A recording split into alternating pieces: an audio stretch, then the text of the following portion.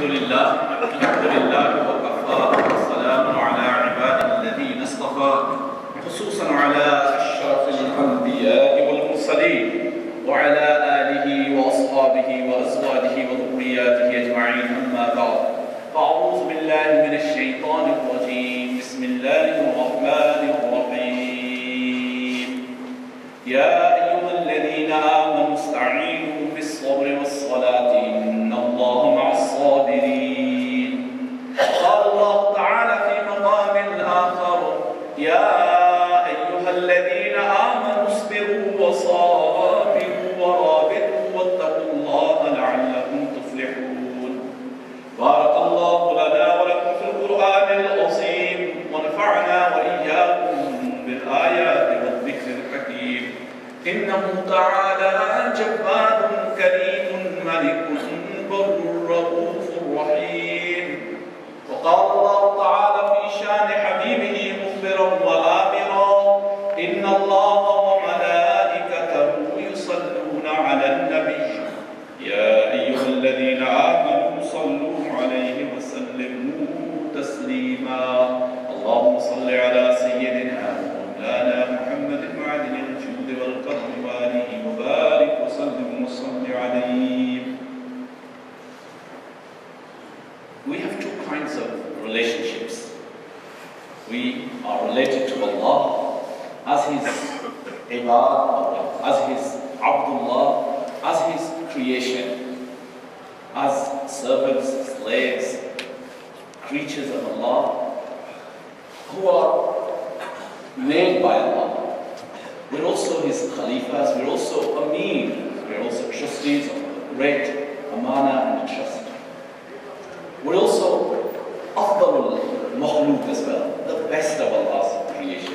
We are the crown of Allah's creation as well. We have another very important kind of relationship, and that is relationship between human beings and fellow human beings. How we relate to one another. It's a very important kind of relationship. Some of you might be wondering that I put a lot of emphasis on the mu'amalat. I put a lot of emphasis on our human relations. And some of you might be wondering that it might be overdoing at the expense of worship and our relationship with Allah. But let me assure you, that is not the case. Our relationship with Allah is actually dependent on how well we relate with our fellow humans. When Rasulullah was asked, what is this deen of yours? His response was, it is to have good character. It is to relate well with others. And this inquisitive soul then came from the left and asked, Ya Rasulullah, what is this deen of yours all about? And the Prophet repeated the same thing again. And this man came once more and asked, Ya Rasulullah, what is this deen of yours all about? And the Prophet said the same thing. And then he finally said to him, don't you understand? Meaning that this indeed is the essence of my deen. The reason why I came to this world is to perfect moral character and to make mankind perfect human beings, the best of Allah's creation, those who have the divine attributes. After all, we are the Khalif of Allah, representatives of Allah. And how can you represent Allah? How can you be His deputy when you don't have His values, when you don't carry His attributes, you don't have those beautiful qualities that Allah has? The Khalluq bi Allah is another very well and famous saying of the Prophet acquire the divine attributes. No wonder when our great sages and teachers reflected on this, they also put an emphasis on this relationship with other human beings. Maulana Rumi tells a very interesting story. He says that one night I was roaming around and I saw an old man with a torch. And it appeared that he was looking for something, he was searching for something. I went up to him and asked him, "Old man, what are you looking for at this time of the night, in this darkness?" And he said, "I am looking for mankind. I am looking for humanity. I'm looking for human beings." And I asked him, "This is a town, city of thousands and thousands of human beings, men all around. Can't you see them?" The old man said, "I am fed up and tired of the wild beasts and the inhumans that I see around me, the humanity that I see around me. I do not see human beings around me. So that is why I am looking for a human being." And that was 700 years ago. And what he was hinting to was that mankind has lost. Mankind has lost the whole meaning of what humanity is. The very essence of humanity is about caring. Caring about others, caring about himself and his responsibility, and having a purpose in life. When we see the mindless and the meaningless war in Afghanistan, for example, and the meaningless war waged against Iraq, one can see what I'm talking about. The inhumanity. Our right was Rumi, searching for human beings amongst this states of millions and millions of human beings. You can't find many human beings inside. And why? What is the missing dimension that Rumi was looking for? He said, "I am looking for the Lion of God. I am looking for the perfect man. That I do not find amongst my town and my city." And I think I would be right to say the same thing about my city and about my country here today. How many human beings can we find? In the echelons of power, whether it is in the Houses of Commons or the Houses of Lords, what do we find? Whether it is in the temples of our finance, whether it is in the temples of our shopping centres, and in the industrial capitals, where do we find those human beings who have those qualities and virtues? Very rare. This is why Islam stresses that we must relate well with others. But, the most important measure of our relationships is what? It is how we relate with our blood relatives. That is the most strongest standard by which you can actually measure how good your relations are with others. If you cannot be good to your parents and to your relatives, you cannot be good to the rest of humanity. I want to talk very briefly about how important it is to nurture those relationships. I just told you a story of a great Muslim sage. Let me tell you a story of a great Western sage as well. Pinocchio is a very interesting story. Those of you who went to school here will know about Pinocchio. Pinocchio is a very famous story. And Pinocchio is it's a puppet, a wooden puppet, a boy, a young boy, made of wood.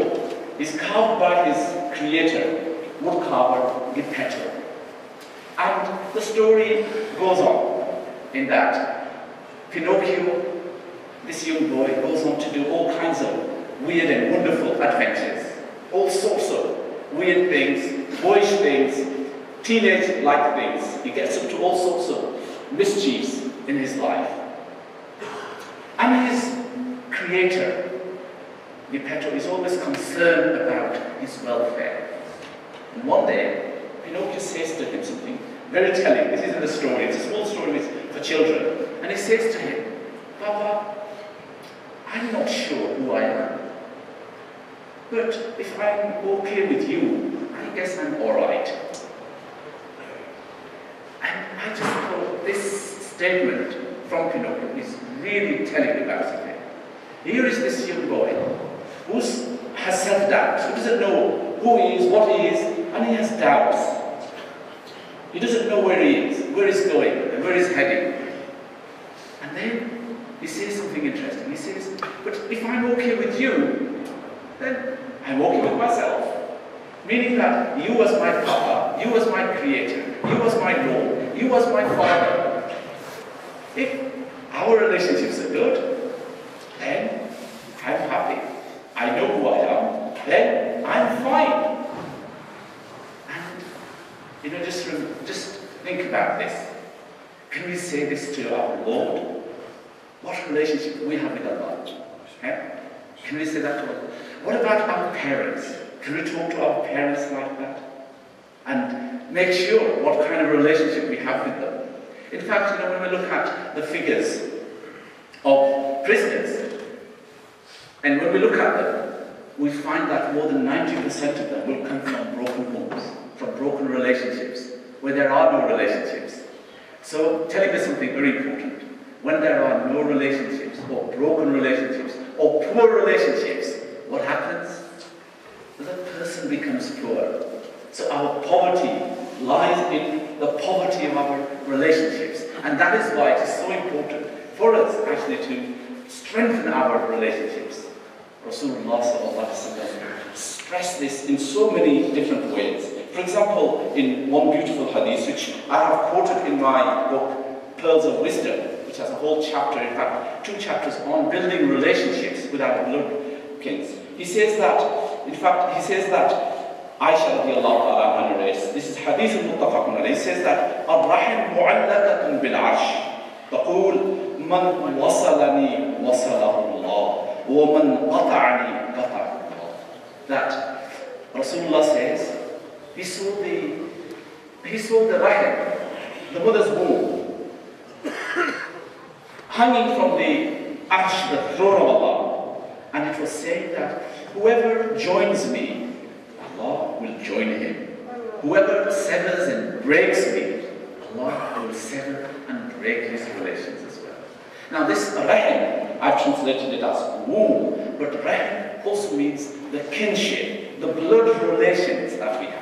Do you understand that? So Rasulullah is using a metaphor here. He's using this beautiful metaphor to show and really emphasize how important it is for us to build our relationships with our blood relatives in particular. He says that, he makes the rahim, our relationships are through the womb of our mother and through our blood relations, through our father. And he says that if you sever those, if you break those, then what relationship can you have with God? What relationship can you have with other human beings? And if you join this, and if you are strong in this, then there is hope that you will be joined with others. Brothers, is it any wonder that today, in the West in particular, although we're beginning to see it all over the world, that there is so much ruthlessness in humanity today. Human beings have become so bloodthirsty and so ruthless that they can kill hundreds and thousands and not worry about it. Why? Because these are the people, the womb talks about. Man qata'ani qata'ahu Allah. Those who break me, Allah will break them and break their relations as well. That is why they don't care. That is in the West. That is why there is so much ruthlessness. We can kill hundreds of thousands. Hundreds of thousands. We can kill millions. 55 million were killed in the Second World War. 55 million were killed. You don't know how many million were injured and destroyed. That is the ruthlessness. That is the bloodthirstiness that comes about when we lose that perspective. If you can't care for your mother, if you can't care for your father, you can't care for your brothers and sisters, you can't care for your uncle and your auntie, you can't care for your nieces and nephews, you don't know about them, you don't bother about them, you don't contact them for months and years, then is it any surprising that humanity today is so atomized and so broken that it can kill one another and destroy one another? This is what is meant here by the Prophet ﷺ saying this. And then he tells us another reason why we need to be related, why we need to be caring for one another.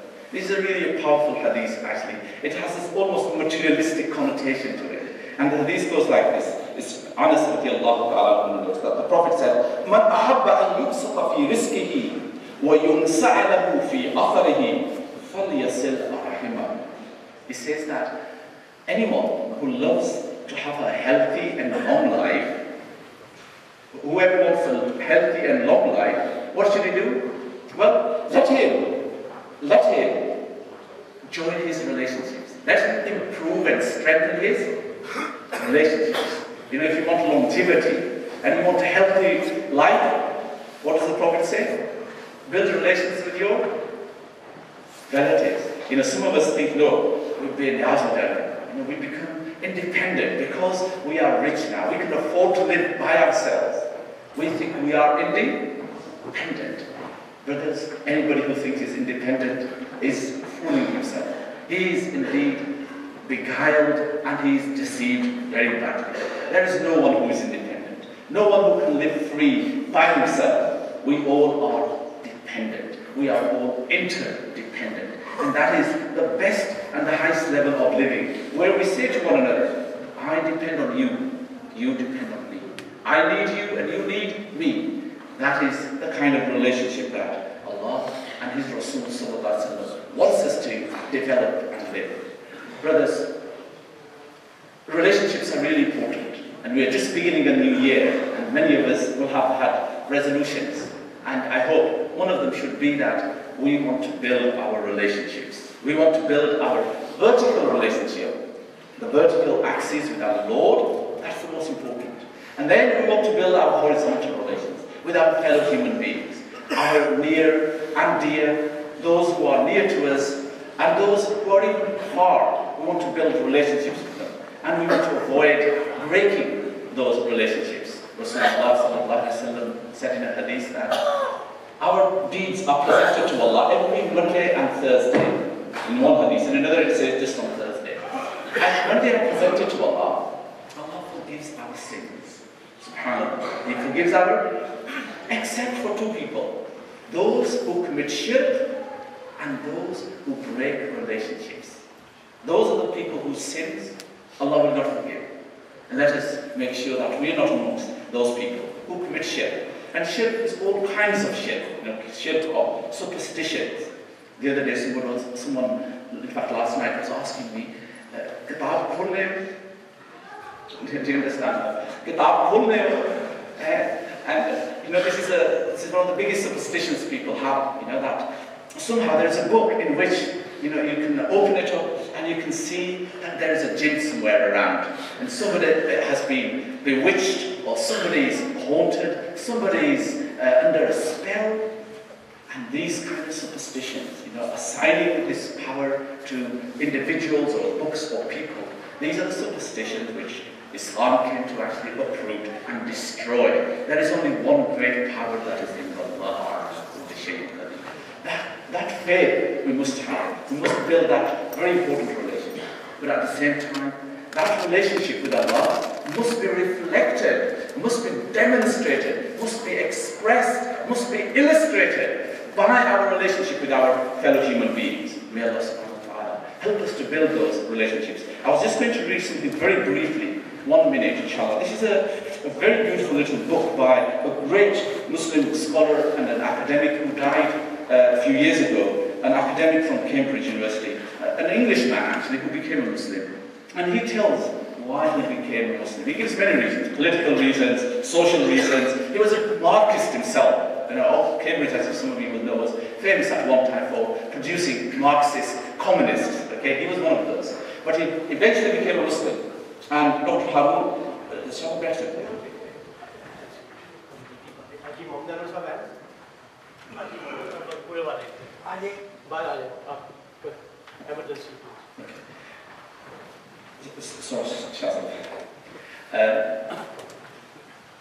And he wrote this about what attracted him to Islam was he found that the Muslims had great relationships, which he could not find in the West. He was an Englishman, okay, a real Englishman.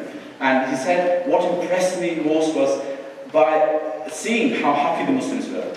If one was to judge a system of beliefs by how happy it made the believers, then Islam clearly comes out on the top. I come from an English society, and the deep unhappiness of that society had always was apparent to me.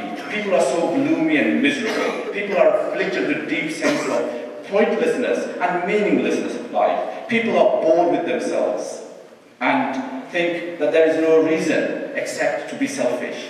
And the pursuit of material possessions produces an even greater sense of emptiness and pointlessness in life. The real joy in material things can only come from giving, sharing, but above all, not valuing them for themselves.